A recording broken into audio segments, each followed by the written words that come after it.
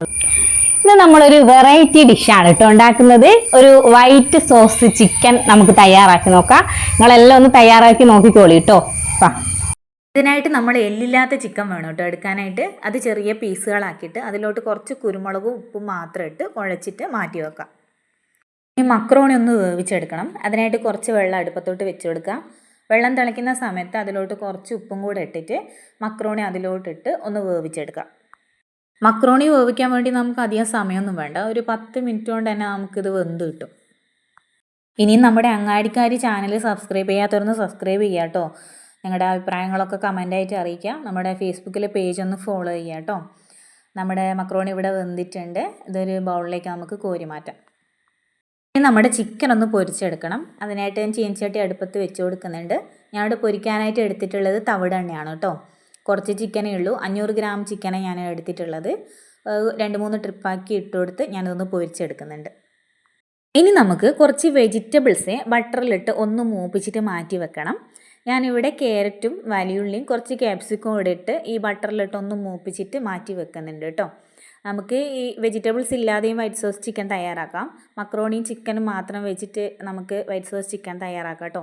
ഞാൻ കുറച്ച് റിച്ച് ആയിക്കോട്ടെ എന്ന് കരുതിയിട്ട് കുറച്ച് വെജിറ്റബിൾസും കൂടെ ആഡ് ചെയ്യുന്നുണ്ട് കേട്ടോ. ഇതൊക്കെ ഒന്ന് നമ്മൾ ബട്ടറിലിട്ടിട്ട് ഒന്ന് വഴറ്റി മാറ്റി വെക്കുന്നുണ്ട്.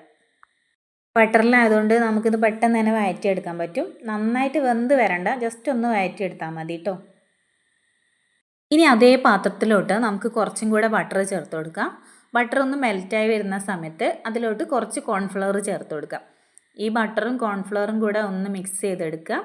കുറച്ച് നമ്മുടെ വെളുത്തുള്ളി പേസ്റ്റും കൂടെ ഇട്ട് കൊടുക്കണം കേട്ടോ.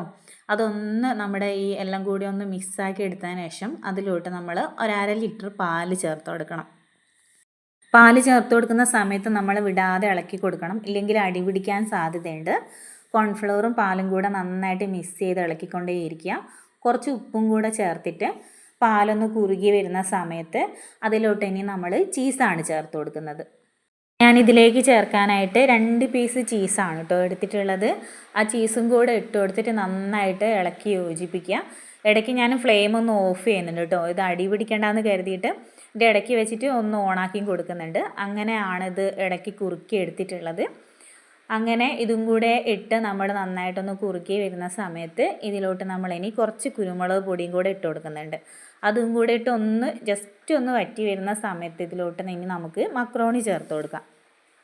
മക്രോണി ഇട്ട് കൊടുക്കുമ്പോൾ തന്നെ നമുക്ക് ആ നല്ലൊരു സ്മെല്ല് വരുന്നുണ്ട് കേട്ടോ. ആ ചീസിൻ്റെയും ബട്ടറിൻ്റെയും കുരുമുളകിൻ്റെയും ഒക്കെ കൂടെ ആ മിക്സായിട്ടുള്ള നല്ലൊരു മണം വരുന്നുണ്ട്. ഇതും കൂടെ ഇട്ട് മിക്സാക്കിയതിന് ശേഷം നമ്മൾ വഴറ്റി മാറ്റി വെച്ചിട്ടുള്ള ആ വെജിറ്റബിൾസും കൂടെ ഇതിലോട്ട് ആഡ് ചെയ്ത് കൊടുക്കുക കേട്ടോ. അതും കൂടെ ആഡ് ചെയ്തിട്ട് നന്നായിട്ടൊന്ന് യോജിപ്പിച്ച് കൊടുക്കുക. ഇനി നമ്മൾ ഇതിലോട്ട് ചേർക്കാൻ പോകുന്നത് ചിക്കനാണ് കേട്ടോ. ഇനി ചിക്കനും കൂടെ നമുക്കിനി ഇതിലോട്ട് ആഡ് ചെയ്യാനുള്ളൂ. നമ്മൾ വറുത്ത് കോരി മാറ്റി വെച്ചിട്ടുള്ള ചിക്കനും കൂടെ ഇതിൽ ആഡ് ചെയ്ത് കഴിഞ്ഞാൽ നമ്മുടെ വൈറ്റ് സോസ് ചിക്കൻ ഇവിടെ റെഡി ആയി കഴിഞ്ഞു കേട്ടോ. ഇനി നമുക്ക് ആ ചിക്കനും കൂടെ ഇതിലോട്ട് ഇട്ട് കൊടുക്കാം. അതും കൂടെ ഇട്ട് നന്നായിട്ടൊന്ന് മിക്സ് ചെയ്ത് എടുത്തു കഴിഞ്ഞാൽ നമ്മുടെ ടേസ്റ്റി ആയിട്ടുള്ള വൈറ്റ് സോസ് ചിക്കൻ ഇവിടെ റെഡി ആയി കഴിഞ്ഞിട്ടോ. നല്ല ടേസ്റ്റാണ്, കുട്ടികൾക്കൊക്കെ നന്നായിട്ട് ഇഷ്ടപ്പെടും.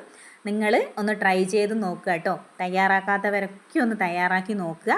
സൂപ്പർ ടേസ്റ്റാണേ. ഇനി നമുക്കിതൊന്ന് ടേസ്റ്റ് ചെയ്ത് നോക്കാം അല്ലേ. എങ്ങനെയുണ്ട് ഇഷു? അടിപൊളിയാണ് കേട്ടോ. നല്ല ടേസ്റ്റ് ഉണ്ട്. എല്ലാവരും ഒന്ന് ട്രൈ ചെയ്ത് നോക്കിക്കോളൂ കേട്ടോ.